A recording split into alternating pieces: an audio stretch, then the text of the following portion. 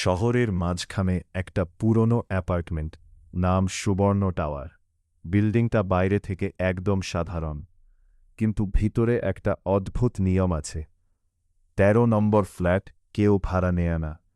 লোকজন বলে যেই ওই ফ্ল্যাটে থাকে সে বেশিদিন টিকে না। কেউ বলে রাতে দরজা নিজে নিজে খোলে, আবার কেউ বলে ভিতর থেকে কারো হাঁটার শব্দ আসে। নতুন ভাড়াটে একদিন নতুন একজন আসে, নাম রিয়াদ। সে এসব গুজব বিশ্বাস করে না। রিয়াদ হেসে, এই ২০২৪ সালে ভূত, সিরিয়াসলি? বাড়িওয়ালা একটু ইতস্তত করছিল। বাড়িওয়ালা, আপনি চাইলে অন্য ফ্ল্যাট দেখতে পারেন। রিয়াদ, না না, আমি ১৩ নম্বরটাই নেব। প্রথম রাত, রাত ১২টা। রিয়াদ একা ফ্ল্যাটে। সব কিছু ঠিকঠাক, কিন্তু হঠাৎ টক টক টক, দরজায় কেউ নক করছে। রিয়াদ দরজা খুলে দেখে বাইরে কেউ নেই। ভয় শুরু, সে দরজা বন্ধ করে আবার বসে। হঠাৎ রান্নাঘর থেকে শব্দ, ঝনঝন, গ্লাস পরে ভেঙে গেল।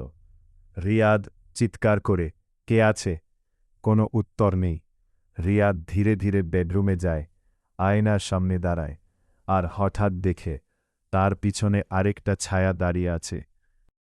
কিন্তু ঘরে তো সে একাই ছিল। রিয়াদ আয়নার দিকে তাকিয়ে স্থির হয়ে গেল। তার পেছনে যে ছায়াটা ছিল, ধীরে ধীরে সেটা নড়তে শুরু করল। কিন্তু রিয়াদ তো নড়েনি। অস্বাভাবিক কিছু। রিয়াদ হঠাৎ পিছনে ঘুরে তাকাল, কেউ নেই। আবার আয়নার দিকে তাকাতেই ছায়াটা আবার দেখা গেল। রিয়াদ কাপা গলায়, এটা সম্ভব না। বন্ধ দরজা খোলা রহস্য। হঠাৎ ধাম, ফ্ল্যাটের মূল দরজাটা জোরে বন্ধ হয়ে গেল। রিয়াদ দৌড়ে গিয়ে দরজা খুলতে চাইল, কিন্তু দরজা যেন বাইরে থেকে লক করা। রিয়াদ, হ্যালো, কেউ আছেন? কোনো সাড়া নেই। ফোন কাজ করেছে না। সে ফোন বের করল, নো নেটওয়ার্ক। হঠাৎ ফোনের স্ক্রিন নিজে নিজে অন হয়ে গেল। একটা আননোন নাম্বার থেকে কল আসছে। Calling, flat 13। রিয়াদের হাত কাঁপতে লাগল। ভয়ঙ্কর কল। সে কলটা রিসিভ করল। ওপাশ থেকে একটা ঠান্ডা ভাঙা গলা, তুমি আমার জায়গায় কেন? রিয়াদ থমকে গেল। কে আপনি? ওপাশ থেকে ধীরে ধীরে হাসির শব্দ, এটা আমার ফ্ল্যাট।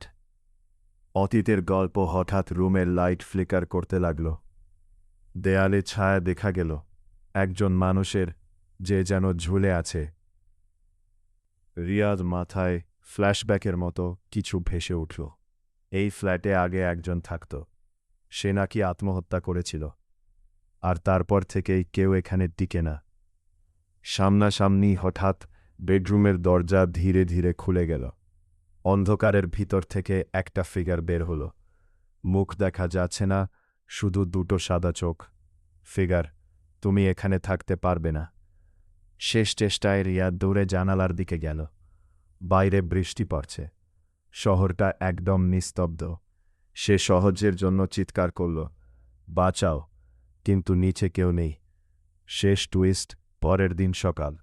বাড়িওয়ালা দরজা খুলে দেখে ফ্ল্যাট একদম ফাঁকা। রিয়াদের কোনো চিহ্ন নেই, শুধু আয়নার ওপর লেখা, ফ্ল্যাট 13 ইজ মাইন। কয়েকদিন পর আবার নতুন একজন ভাড়াটে আসে। সে দরজায় লেখা দেখে, এ ফ্ল্যাট 13, আর ভিতর থেকে আস্তে করে দরজা খুলে যায়। কয়েকদিন পর নতুন একজন ভাড়াটে আসে, নাম অর্ণব। সে শহরে নতুন, চাকরির জন্য এসেছে। কম ভাড়ার জন্য সে সহজেই রাজি হয়ে যায়। ফ্ল্যাট নম্বর 13। অদ্ভুত ইঙ্গিত। বাড়িওয়ালা চাবি দিতে দিতে একটু থেমে গেল। বাড়িওয়ালা, কিছু অস্বাভাবিক লাগলে আমাকে জানাবেন। অর্ণব হেসে, চিন্তা করবেন না, আমি এসব বিশ্বাস করি না। প্রথম রাত, আবার রাত 1টা। অর্ণব ল্যাপটপে কাজ করছে। হঠাৎ তার ফোনে একটা নোটিফিকেশন আসে, unknown message, leave this flat. Arnab ভ্রু কুঁচকে ফোনটা দেখল। অর্ণব, কে এসব প্ল্যান করছে? পুরনো ছায়া ফিরে এলো। সে যখন বাথরুমে যায়, আয়নার দিকে তাকিয়ে হঠাৎ থেমে যায়। তার পেছনে কেউ দাঁড়িয়ে আছে। এইবার মুখটা একটু পরিষ্কার দেখা যাচ্ছে। এটা রিয়াদ, কিন্তু তার চোখ ফাঁকা মুখ, ফ্যাকাশে ভয়ঙ্কর সত্য। অর্ণব পিছনে ঘুরে তাকাতে কেউ নেই। আবার আয়নার দিকে তাকিয়ে দেখে রিয়াদ হাত তুলে কিছু ইশারা করেছে, যেন বলছে পালাও। হঠাৎ দরজা আবার নিজে নিজে লক হয়ে গেল। লাইট অফ, পুরো ঘর অন্ধকার। তারপর ধীরে ধীরে একটা কণ্ঠ শোনা গেল, একজন গেছে, আরেকজন আসল। চূড়ান্ত প্রকাশ অন্ধকারের ভিতর থেকে সেই আসল আত্মাটা বেরিয়ে এলো, কিন্তু এবার পরিষ্কার। সে একা না, তার পাশে দাঁড়িয়ে আছে রিয়াদ। মানে যারা এই ফ্ল্যাটে আসে তারা বের হতে পারে না, তারা এই ফ্ল্যাটের অংশ হয়ে যায়। হঠাৎ দৃশ্যটা কেটে যায়। সিসিটিভি ফুটেজ দেখা যাচ্ছে। বাড়িওয়ালা স্ক্রিনে সব দেখছে। সে ধীরে ধীরে হাসে। বাড়িওয়ালা মৃদু হাসি। ফ্ল্যাট 13 কখনো খালি থাকে না। স্ক্রিন কালো হয়ে যায়, শুধু একটা লাইন ভেসে ওঠে। শুধু একটা লাইন ভেসে ওঠে। একজন নতুন চরিত্র এন্ট্রি মেয়ে, নাম মায়া।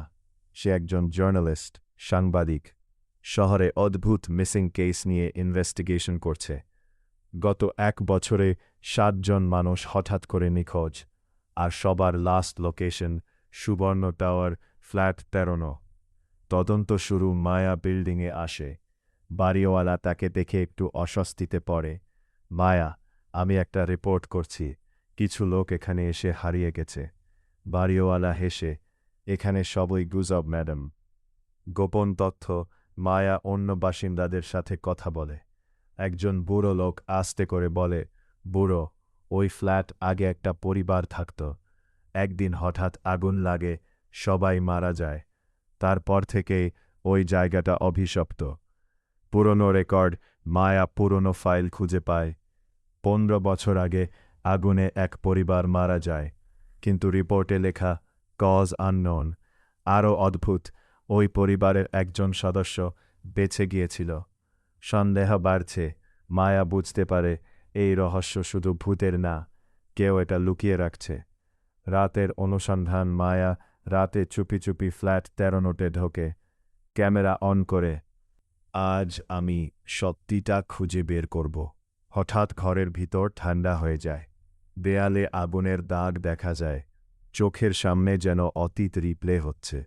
আগুন, চিৎকার, দরজা বন্ধ, একটা ছোট বাচ্চার কণ্ঠ, আমাদের বাঁচাও। বড় টুইস্ট, হঠাৎ পিছন থেকে কণ্ঠ, তুমি সত্যি জানতে চাও। মায়া ঘুরে দেখে, বাড়িওয়ালা দাঁড়িয়ে আছে, কিন্তু তার চোখ একদম অস্বাভাবিক। আসল সত্যি। বাড়িওয়ালা ধীরে, আমি ওই পরিবারের একজন। সেই বেঁচে যাওয়া মানুষ। সদাই আমাকে ছেড়ে চলে গেছে, তাই আমি কাউকে যেতে দিই না। Horror plus psychological twist. Flat 13 শুধু হন্টেড না, এটা একটা ট্র্যাপ, যেখানে আত্মা আর মানুষের মাঝখানে একটা জগৎ তৈরি হয়েছে। আর বাড়িওয়ালা মানুষ না, আবার পুরো ভূতও না। মায়া দৌড়াতে যায়, কিন্তু দরজা বন্ধ। ক্যামেরা মাটিতে পড়ে যায়।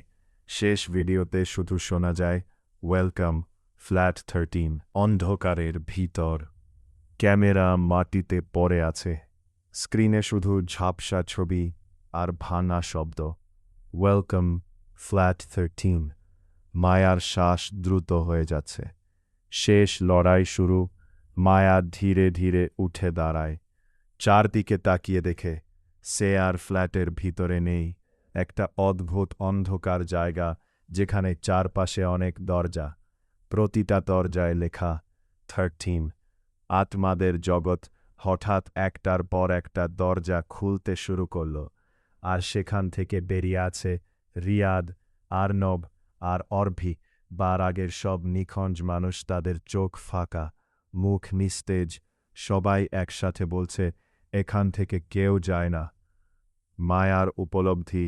মায়া বুঝতে পারে এটা একটা ট্র্যাপ ডাইমেনশন, যেখানে ঢুকলে মানুষ আত্মা হয়ে যায়, কিন্তু সে হাল ছাড়ে না। মায়া দৃঢ় গলায়, আমি বের হবই।